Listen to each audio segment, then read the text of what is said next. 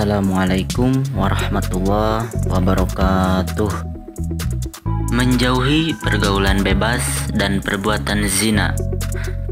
Materi pelajaran pendidikan agama Islam dan budi pekerti kelas 10. Yang pertama, mengapa materi ini penting untuk kita pelajari, yaitu agar kita dapat memahami, menghayati, menganalisis, dan menerapkan nilai-nilai yang terkandung dalam materi menjauhi pergaulan bebas dan perbuatan zina.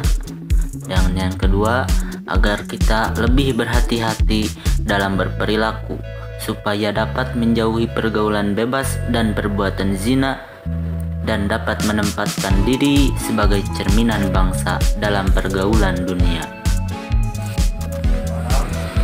Nah, terkait materi kali ini, dalam Quran surat Al-Isra ayat 32 Allah menjelaskan, a'udzubillahi minasyaitonirrajim wala taqrabuz zina innahu kana fahisyatan wa sa'a sabila, yang artinya, dan janganlah kamu mendekati zina.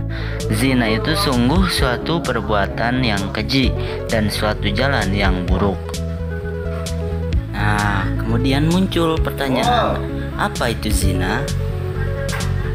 Zina menurut KBBI atau Kamus Besar Bahasa Indonesia merupakan perbuatan bersenggama antara laki-laki dan perempuan yang tidak terikat oleh hubungan pernikahan.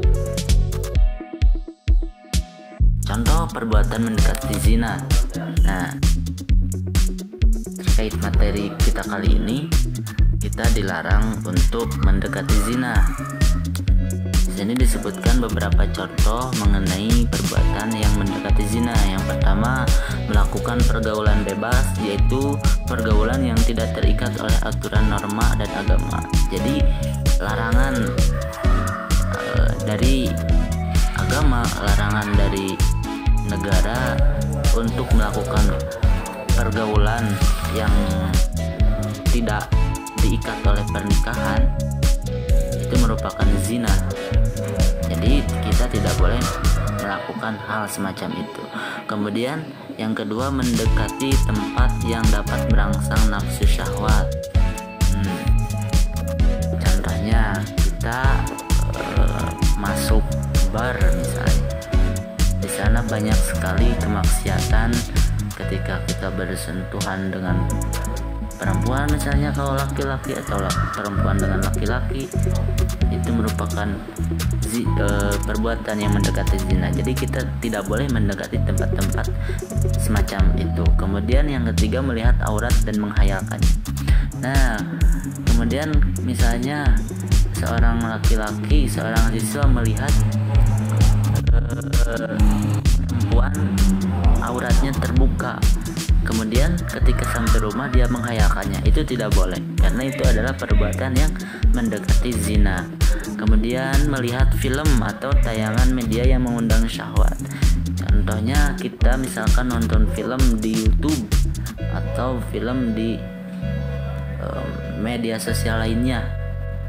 Nah, kita melihat tayangan yang mengumbar aurat, mengundang syahwat, itu tidak boleh kita tonton.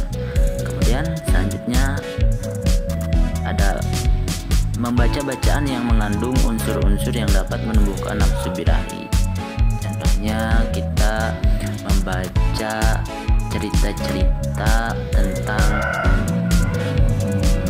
pergaulan atau perbuatan zina. Nah, itu tidak boleh, karena itu mendekati zina itu sendiri.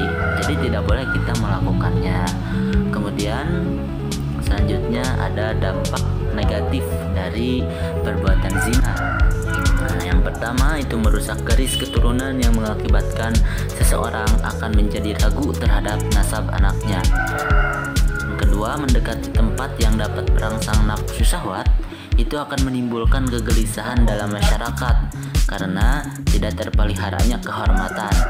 Kemudian yang ketiga, merusak ketenangan hidup berumah tangga. Ketika kita misalnya yang sudah menikah, kita berzina dengan orang lain, nah itu merusak ketenangan hidup rumah tangga kita sendiri. Kemudian menghancurkan rumah tangga juga, maka rumah tangga kita akan hancur. Kemudian terakhir itu merebaknya perzinaan di masyarakat menyebabkan berkembangnya penyakit kelamin seperti sifilis atau raja singa. Sifilis atau raja singa itu adalah penyakit kelaminnya, seperti kurang lebih di alat kelaminnya itu ada luka namun tidak sakit. Nah itu adalah sifilis atau raja singa. Semoga kita dijauhkan. Dan juga seperti yang kita ketahui ada HIV atau HIV. Itu adalah macam penyakit kelamin lainnya. Jadi sebagai orang muslim yang beriman, kita tidak boleh mendekati perbuatan zina, karena dari dampak negatifnya saja itu sungguh suatu hal yang tidak kita inginkan. Sekian dari Bapak, terima kasih, jazakumullahu khairan. Semoga kita selalu sehat dan selalu dalam lindungan Allah Subhanahu wa taala dan dijauhkan dari perbuatan zina dan pergaulan bebas. Terima kasih. Wassalamualaikum warahmatullahi wabarakatuh.